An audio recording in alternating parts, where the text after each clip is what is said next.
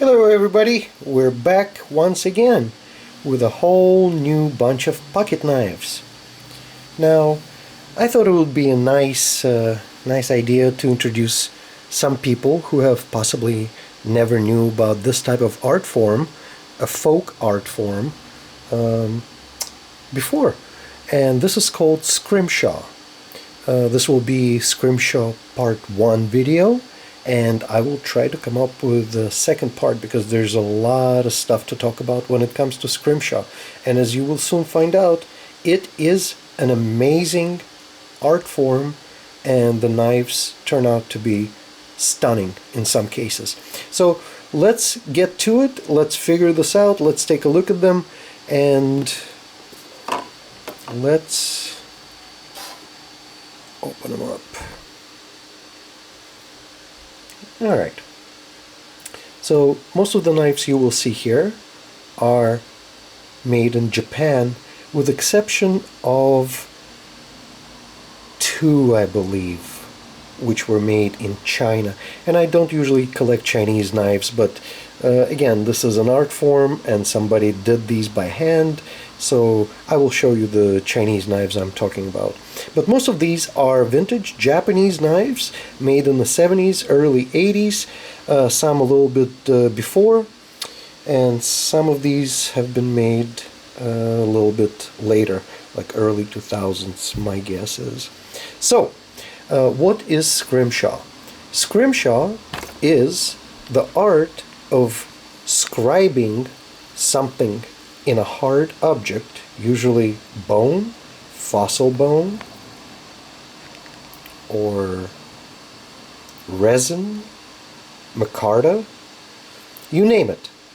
So you take a needle and you make a design which is made up of fine lines and cross hatchings, and you rub a little bit of ink into it, usually India ink, and and the surface must be polished to start with, otherwise the ink will be stuck in every possible pore if it's unpolished. So once you polish the knife, once you etch your design in fine little scratches, you rub a little bit of India ink on, wash off what doesn't stick, and you will be left with a design. For example, we will take any knife here. This is a National blade. It's unused actually. And this is a nautical scene of a ship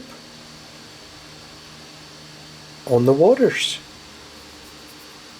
And you know, let me see what I can do. This camera does not do very good zoom in shots.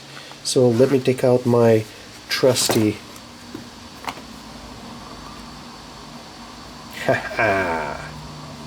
let me see if I can show you guys. This is pretty amazing.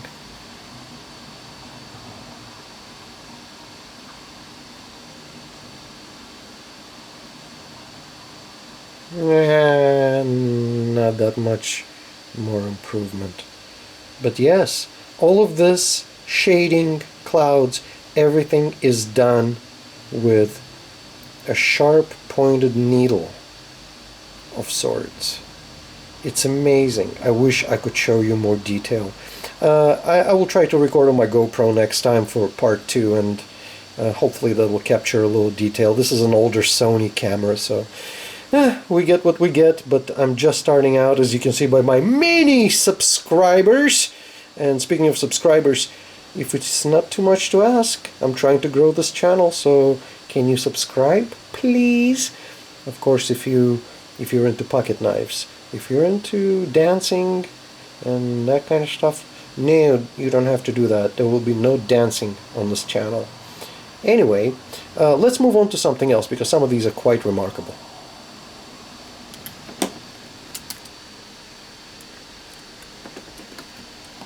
An interesting piece from the 70s.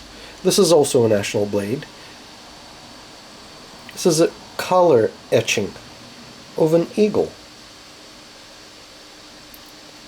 It is a letter opener, and It does come with a nifty knife. So I'm sure you guys may have seen some of these before.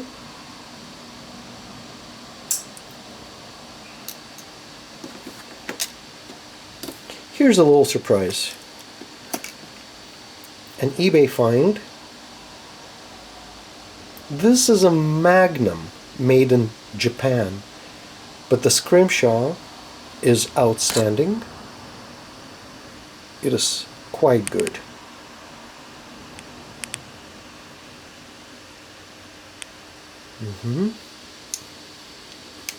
Now, speaking of those Chinese knives, I mean, you can't tell them out of the crowd. I bet you can. There are two of them. They do have bone inlays, but they're so intricately sketched out. And again, every single piece is made by hand. There are no repeats. Every single one is one of a kind. This one right here even has a little whale tail showing. Obviously, it's a whaling scene. Yeah, so these are the two Rough Rider cheapy knives, but I really like the design on them, and you know, again, it's a little bit of art, and it goes in my collection. Now, if I may mention 4 knives, which are really interesting. These are gentleman knives.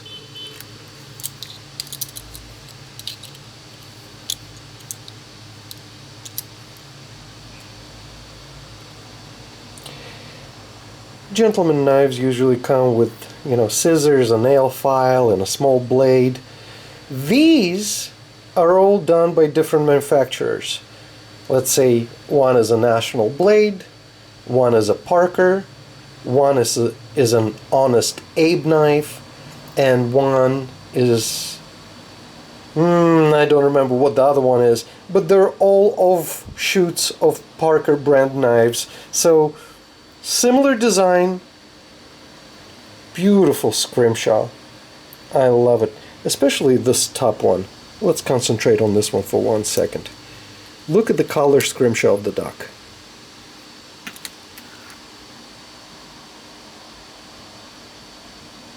That is beautiful. Wow. It's such a nice job. I mean, it is such a beautiful picture. Look at that. And there's even a little bit of scrimshaw on the back. Looks like a bird flying through cattails or above cattails. Yeah, so yeah, nice little gentleman's knife. This is an Honest Abe knife, and it's probably one of my favorites. Little scissors, spring still works. On the other side we got small small blade, and we got a little nail file. That's pretty cool. I like it. I like it. Now, what can we look at next? Well, again, and by quality, Parker knives were probably the most quality ones that I've, out of the over-the-counter, Big Five or whatever the sports store was selling at the time. Yeah, for a regular price, of a few bucks or $10-15, you could get a nice little knife. And, you want a little keychain? Look at this. There's a little keychain with a 2-mast ship. A little powder horn. That's a Parker knife. But it's tiny. Look at that. Yeah, this collection case of mine contains the smaller of the knives, with exception of a few big ones, like this one right here. This is a larger folder.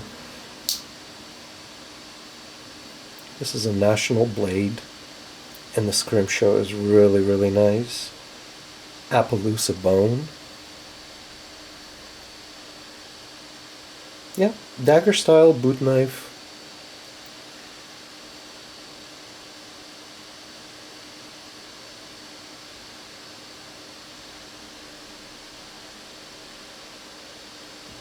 Star of India. Very nice. Alright, let's put this away. And again, National Blade was part of Parker Knives. Also, another larger one in this collection is this Frost. I just thought it was kind of an interesting design over here on the bolster. It kind of takes a sharp angled turn, and the bolster is all squared up, kind of. But it's kind of neat, you know. It's a trapper. I mean, that's what it is. It's just a little trapper with a couple of blades.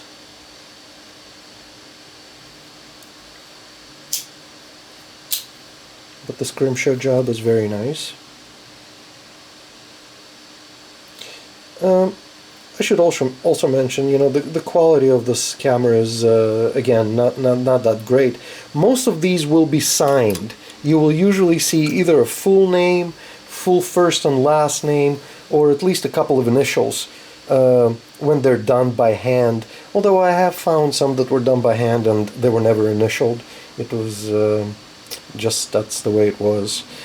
You know, let's see. Oh, one more. Take a look at these two knives. This one and this one. Looks like they're identical. Let's pick them up.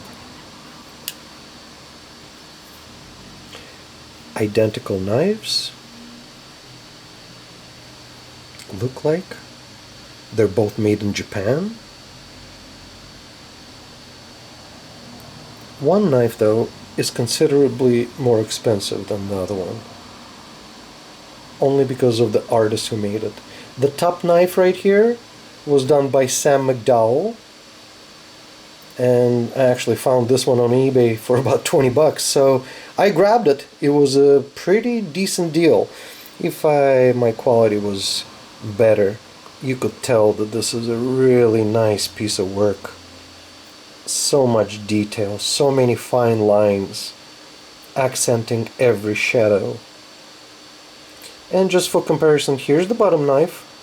Also a very different style, but by not such a famous artist, so it's not going to fetch as much money as a Sam McDowell one. But virtually identical knives, probably made at the same factory. Neat. Alright, let's put this back.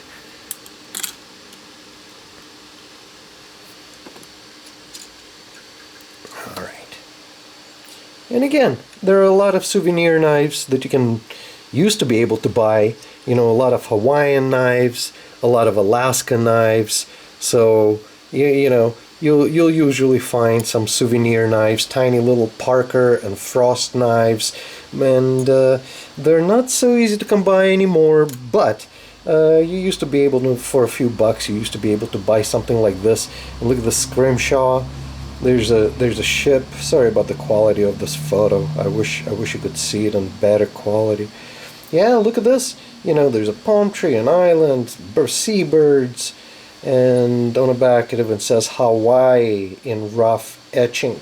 So, yeah, look at this mirror polished blade. Beautiful, just absolutely beautiful. Yeah. Now everything is made in China, and obviously I shouldn't tell anybody, the quality suffers immensely. But anyway, let's wrap it up at this. This is part one of my scrimshaw collection. I do have a few more, and I hope you guys like this video, and if you do like it, give me a little thumbs up. And if you want more of this type of content, and I want to mention, I mainly, meaning 95%, collect vintage used knives. I mean, used to a point. I mean, they still have to be functional and looking good. But yeah, so if you're interested in this type of content, don't forget to subscribe. You'll get a video once in a while, and I will definitely show you all of my rare finds that I found, amongst them some of the Case XXs that I have never ever seen before in the few decades I've been collecting this, and also some veritable padrille French knife which I still cannot identify properly, but it's beautiful. I'm going to cover it in one of my next videos. So make sure you subscribe, and I will talk to you guys soon. Have a great day. Thank you for viewing.